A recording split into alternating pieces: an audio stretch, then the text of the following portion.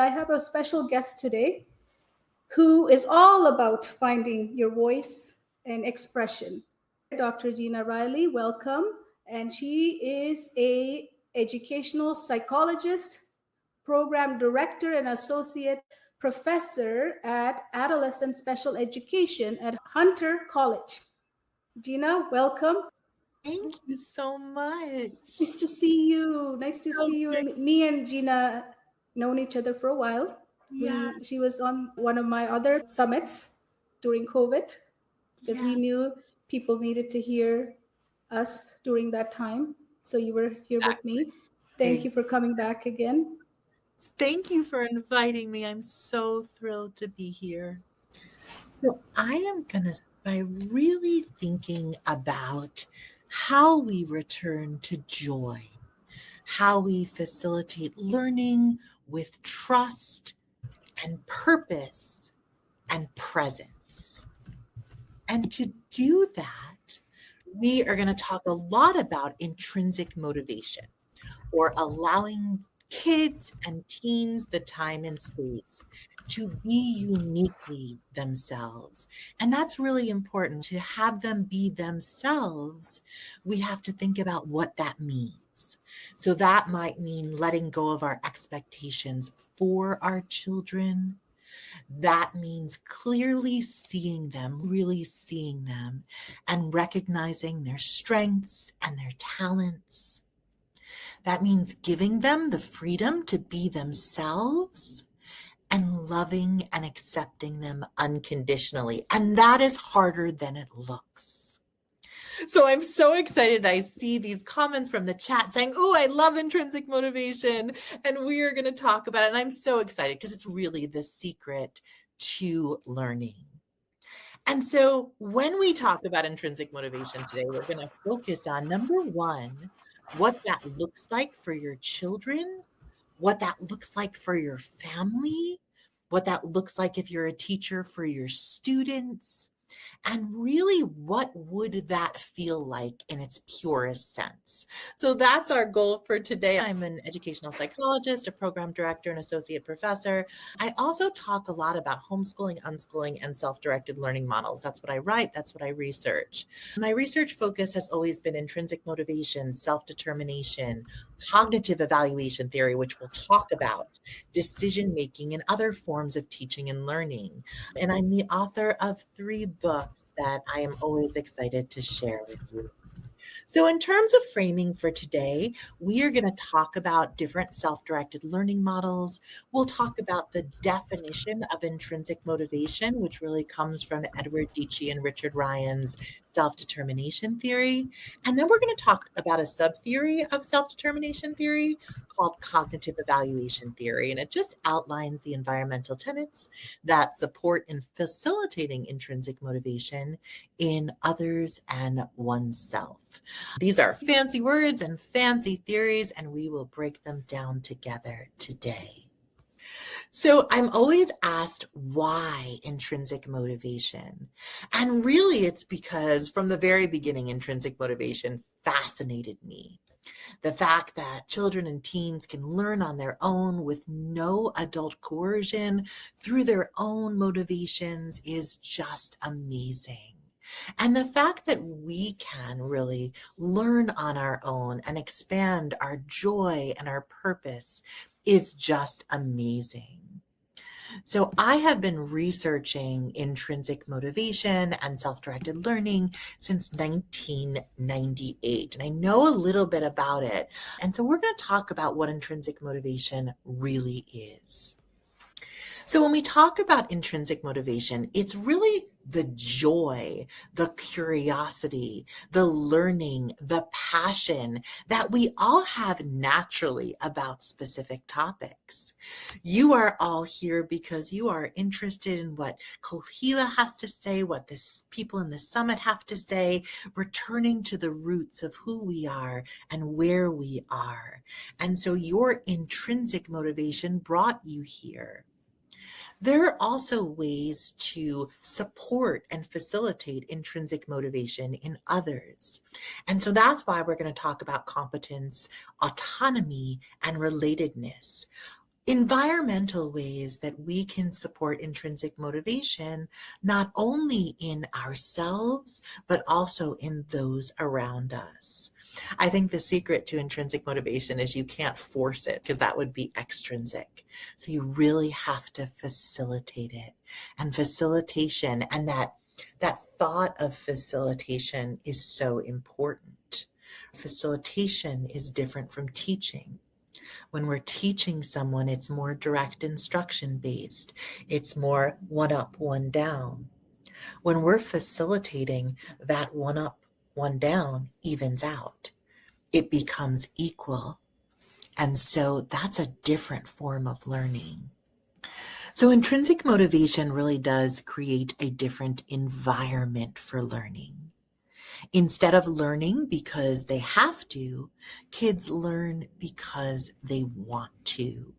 And that is the secret to education. That is the secret to life. That is the secret to what you all are doing.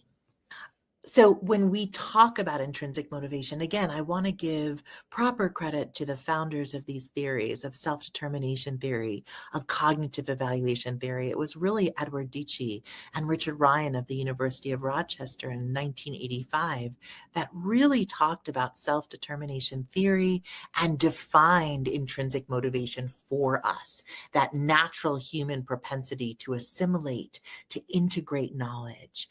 It's characterized by curiosity, it's characterized by interest. And it really is about active and willing integration of knowledge. So just thinking about that and thinking about that perspective. Yes, facilitation versus teaching are very different. And we really do want to lean toward the best teachers will always lean toward facilitation.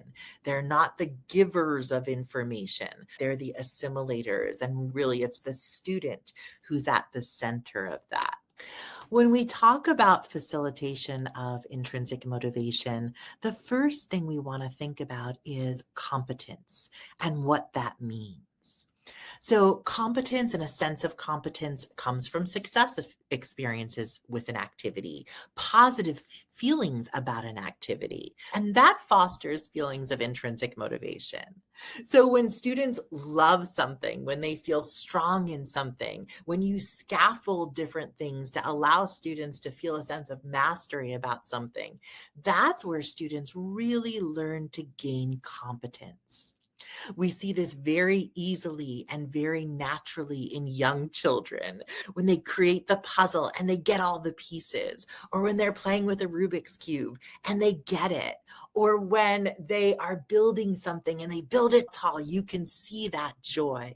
And that's what we want to bring to not only young children, but also to our older children, to our teens. We want them to light up with joy when they are successful, when they feel competence in themselves.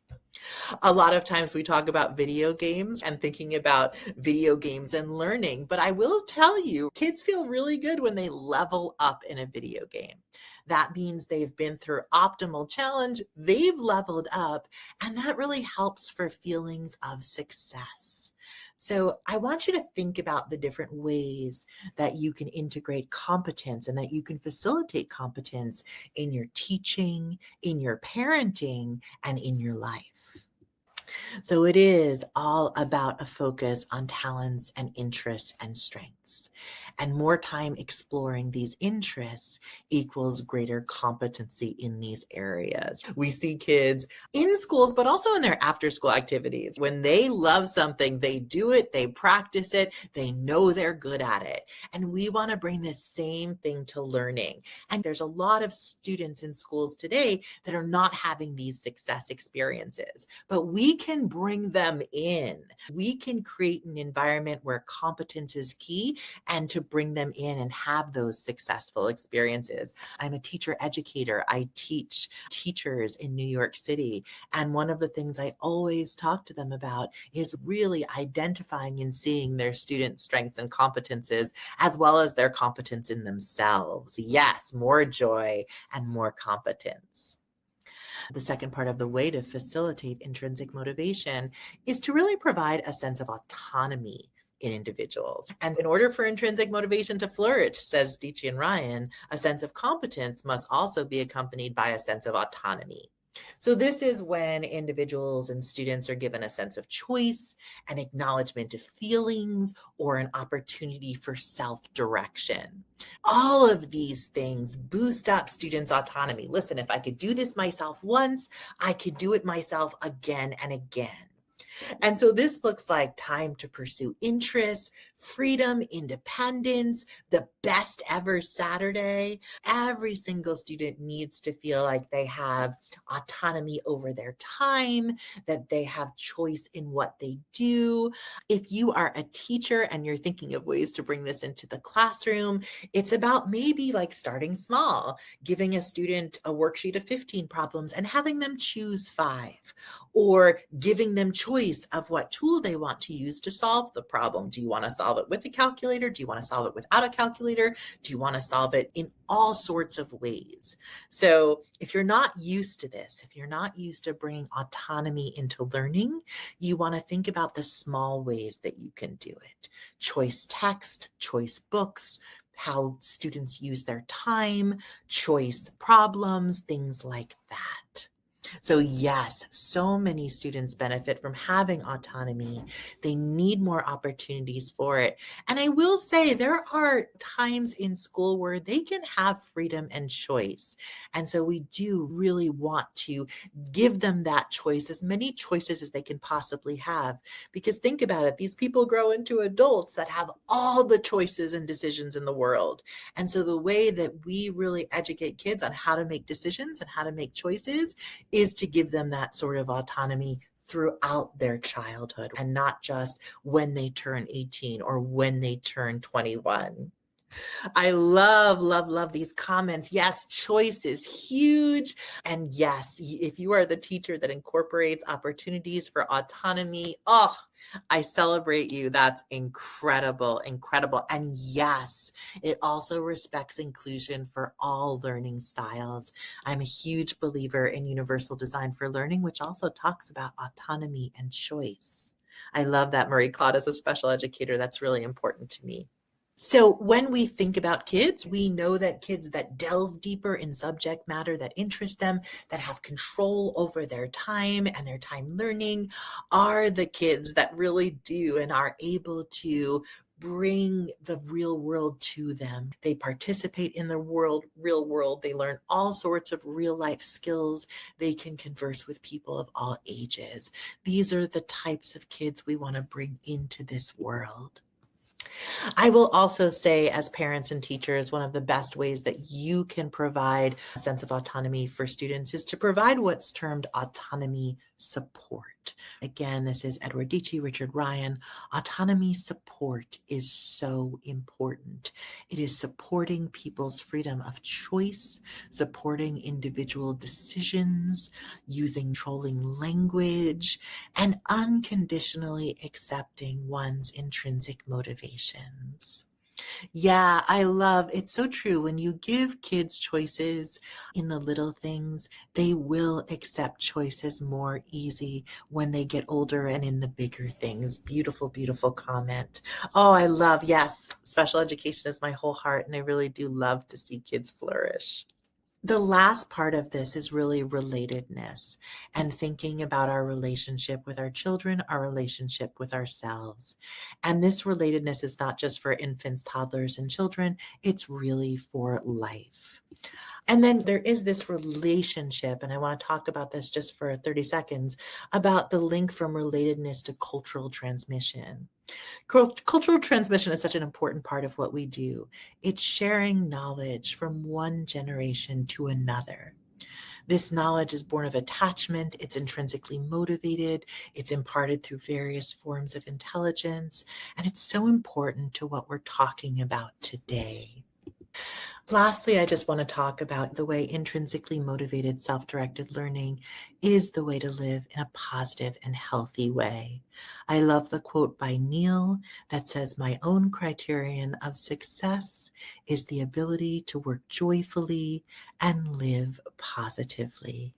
So thank you. I hope you all work in joy. I hope you all work in love, and always feel free to connect with me. And Kohila, if we have time for questions, that's great. Oh, yeah, we have lots of time. We have some questions that's going to come through the chat. But thank you for the presentation. You always make it so beautiful. I just Thank want you. to flow and get a lot of intrinsic motivation. Love it, That's love it, right. love it, love it. But tell us, in this world now, it's so busy, we're so distracted, we're so disconnected. How do I find intrinsic motivation? Because I'm so distracted. Yeah. I think as adults, it might be a little different than kids. Kids really need that sense of competence. They need autonomy. They need relatedness. As adults, hopefully we have that or we've gotten that. And if not, we work on that too. I think grounding is really important. You can do this in the morning, first thing when you wake up, just grounding yourself in the joy and the curiosity and the intrinsic motivations that you have in your own heart, giving yourself that autonomy to choose how your day looks like, maybe going over your schedule for the day. Some of the things are dictated to us. We all have to go to work. We might have to attend meetings, but really centering that joy and that sense of competence and autonomy, and also knowing that we're loved and we're loved just universally is very helpful. Mary Cloud says, she says, love your voice. So soothing, I think. I think Oh, it's you're soothing. so sweet. Thank you. And yes, Lori, I'm looking at the questions. Yes, I can talk a lot about relatedness. It's the most important. It brings everything together. When we talk about relationship, it's really thinking about one person, one person that loves and supports and accepts you no matter what. And that means accepts your interests, accepts your strengths, even if they're different from what you as a person would want. So, for example, like, a lot of parents are like, oh, I wish my child would do this or this. And really, we really have to embrace what our kids really want to do, even if they're things that we might not choose. And that's easier said than done. And I agree with Catherine that relationship building is key. It allows for connection, it gives students the safety to take risks. Yes, in terms of Kim, in terms of parents facilitating this in their children who attend public school, take the time that you do have. So Saturday, plan the day with your kids, have your kids maybe take control of one Saturday a month where they get to do whatever they really want. I've always said that you can really focus on intrinsic motivation at any time during the day. So if you have other things to do like school or work during the 9 to 3 or 9 to 5 times of the day, like really take that autonomy and leave it to your evenings or leave it to your Saturdays. But really having kids make choices about how they spend time during the day is really helpful. Oh, thank you, Misty. That's so sweet. Yes, they're loving your voice. I love her I voice love too. it. That's so sweet. And ideas, intrinsic drive for kids. Yeah, I mean, it's really, if you come in the morning and really think about competence, autonomy, and relatedness, and really have that be your center. So, Marie Claude, I think all the time of the ways I can intrinsically motivate students who might be like very resistant. And the one way I do it is just to love on them and tell them all the things that they're doing amazing. The little things that we don't think about. Oh my gosh, like your handwriting has improved so much. Or, oh my gosh, you're getting so good at like numbers and number sense. Just those little things that we don't normally tell our kids. I think it's super important to share. Oh my gosh, that shirt looks so nice on you. And people will say that's extrinsic, but it's really giving positive affirmation. You're just giving people positivity to bring through their day. But it really is about that focus on competence and autonomy and relatedness. Yeah, absolutely. What about intrinsic motivation? Does it bring flow to Ah, be in flow? yeah, I love that you mentioned that because that's the best part of intrinsic motivation. When we are intrinsically motivated, we automatically end up in a state of flow. Time passes and we are just doing the thing. We are not thinking about anything else. We're not focusing on anything else. We're not looking at our phones. It's the same thing. I feel it within this talk. For the past 20 minutes, we have just been centered on return to the roots in this global summit. We are not really doing other things. We are centering ourselves. And it's that sort of like intrinsic motivation to flow that you really want to like catch and capture. It's like when you watch kids play and they're just like in the zone. It's my favorite thing in the world. And it's the same thing with adults. When you're in the zone, it's my favorite thing in the world. It just feels so good. What about all the labels? We have so many labels now. For everything, we have a label. For kids like autism, ADHD. How would you say to a parent who have a child like that, how do they bring in the intrinsic motivation? Sometimes it's a lot of behaviors they're always dealing with. So Yeah. As a psychologist and a special educator, I will say that sometimes labels and classifications and diagnoses are helpful, just like they are in the medical field. They're helpful for just knowing what's going on, but they don't define us ever. And so, in thinking about all the different, again, I'm a special educator and a psychologist, and thinking about all the different classifications and diagnoses, these are things that help us know more about ourselves and about our kids, but they don't define us. We are all unique people with our strengths and our weaknesses, and it just really helps us shape who we are. It's so funny. I was talking to someone this morning and I said, oh gosh, I probably have undiagnosed, and I don't say this lightly, OCD. I have very clean space. I just moved offices and I felt so disorganized when I didn't have that space and that organization that I so work with and work within and work best in. And that's important to figure out the ways that kids work best. but Yeah, can I ask you a question before you go there?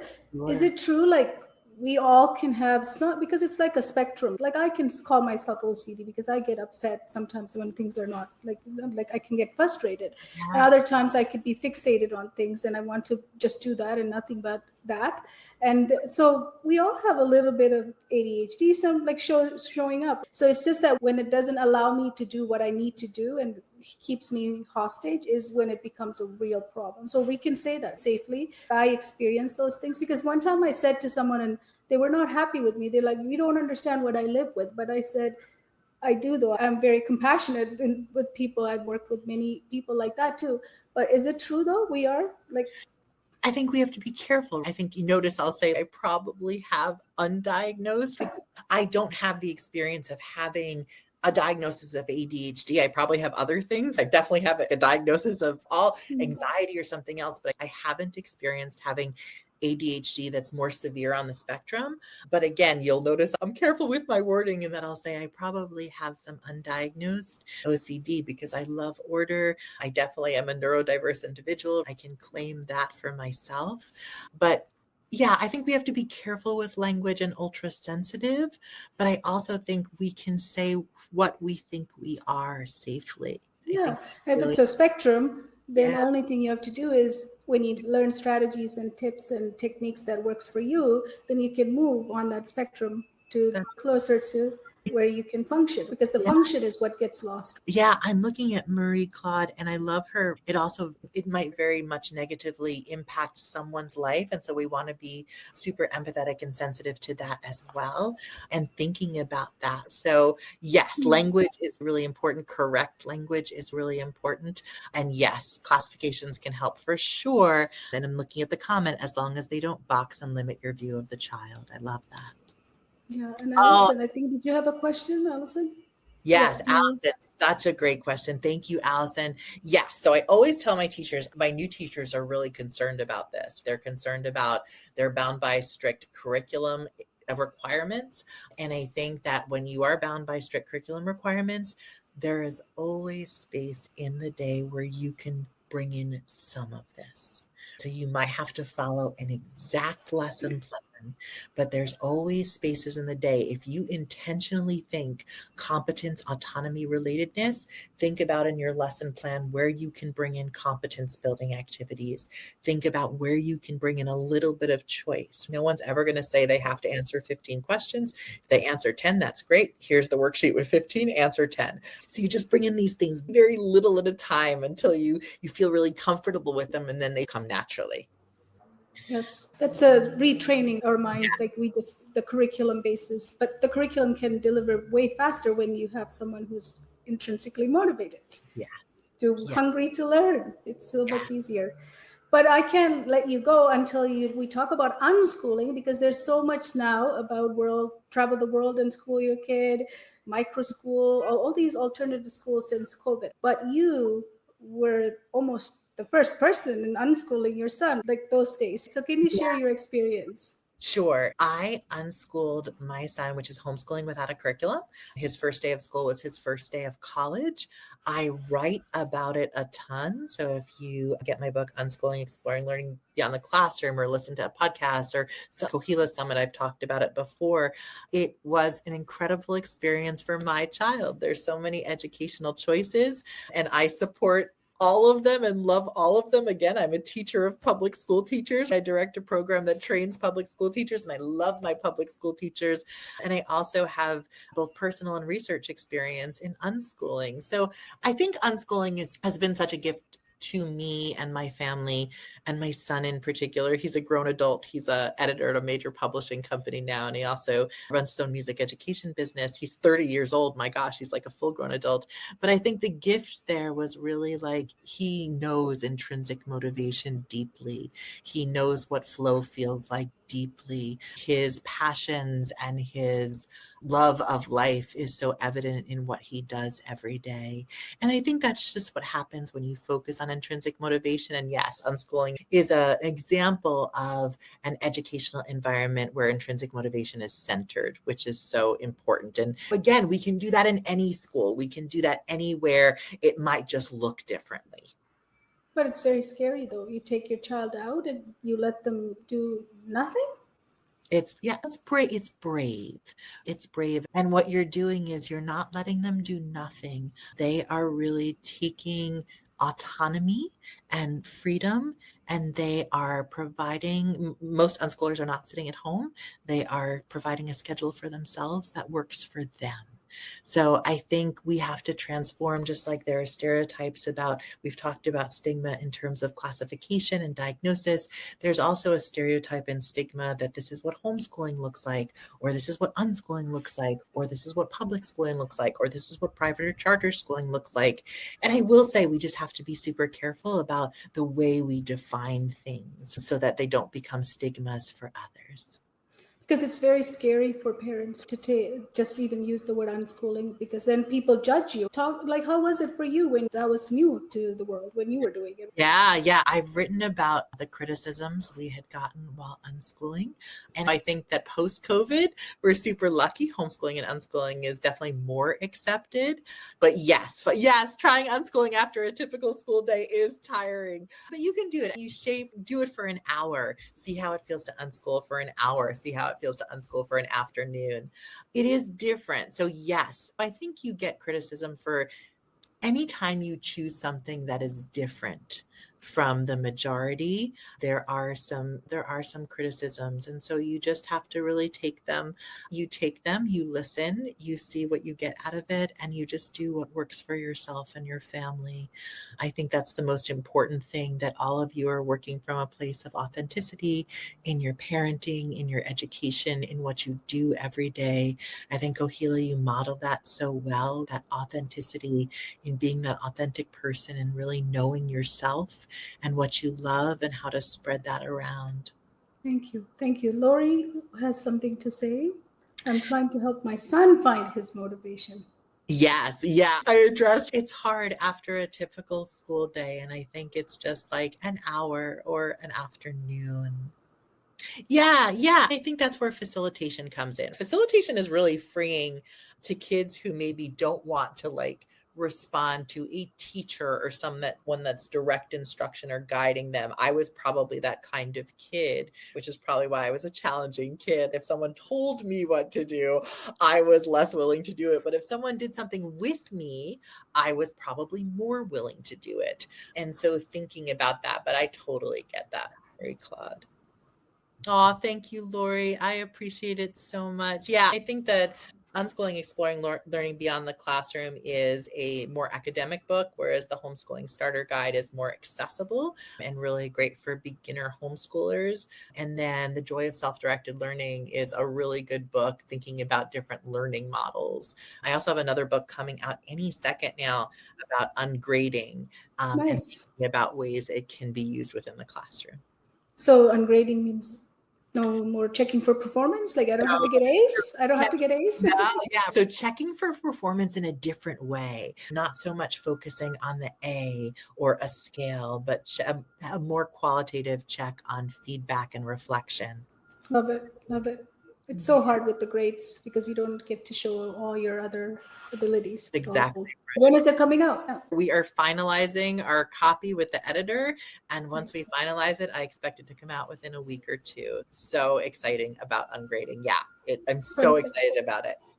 We have a journal. We have a journal, Gina, and I put some places where they can write some notes. If you were to leave with them to have something to have in their mind that's profound, what would it be? What do you want them to have it on those lines? Yeah, I think just really thinking about today what intrinsic motivation means to you, how to live your life with joy and purpose, and then also just walking in every day and thinking about competence and autonomy and relatedness and what that means in your lives, whether you are parents or teachers or part of a family. I think that's the most important thing you could take away from today. Beautiful. And on that page, you will see a barcode that I created for Gina for her website, as well as her contact on Instagram. And I think you gave me your Facebook or LinkedIn. I don't know. LinkedIn, maybe. Yes, LinkedIn. Yeah. So those are on the same page. So she's coming out with a book. So make sure to scan that and connect with her. And all those books you mentioned are on Amazon, correct? Correct. Yes, under your name. So you can also find it because she's an amazing person, an amazing mom. And I love talking to her because this intrinsic motivation is everything to flow, because I am about blocks to flow. So I just feel that is the prerequisites to everything. Without that, there's no flow. 100%. You struggle. Yeah. And there's few people saying something to you as well. Thank you all. Thank you all so much. You've been such a lovely and kind audience. Oh, incredible. Yes, the Ungrading book is along with Carlo Ricci. He teaches for Nipissing University, I believe, in Canada. So thank you. Thanks so much. I am so excited to interact with you all. Thank you. Thank you for coming, and we'll see you again because we love your work. Thank you. Have a blessed day. Take care. Thank you. Have a beautiful summit. Thank you. Thank you.